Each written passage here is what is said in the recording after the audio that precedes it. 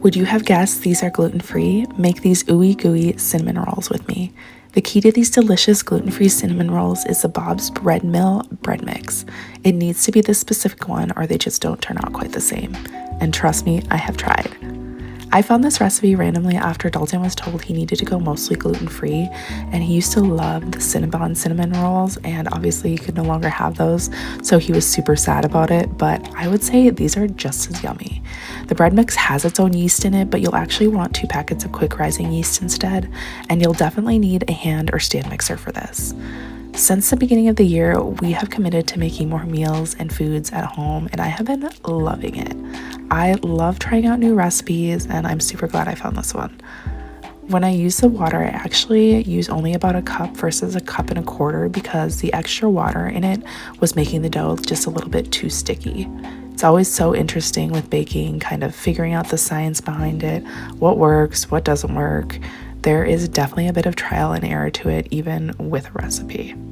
When Dalton got told he needed to go more gluten-free, it did feel a little daunting and a little bit like of a hurdle we needed to get up and over, but I've actually discovered some of my new favorite meals because of it. I also have a really good gluten-free orange chicken recipe, so be sure to let me know if you want me to share more of these gluten-free recipes.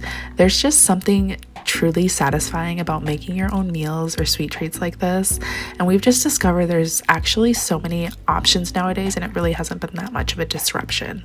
I also like to find new ways to put my own mark on a recipe. For example, I like to add nutmeg to these cinnamon rolls for just a little added flavor profile.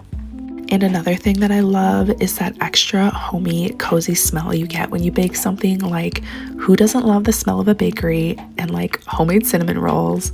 I also enjoy that you can make these cinnamon rolls the same day and you don't need them to rise overnight.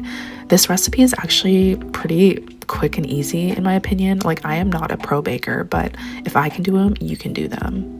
Obviously, the best part of these cinnamon rolls is the cream cheese frosting, and I know my husband is a huge fan of this frosting.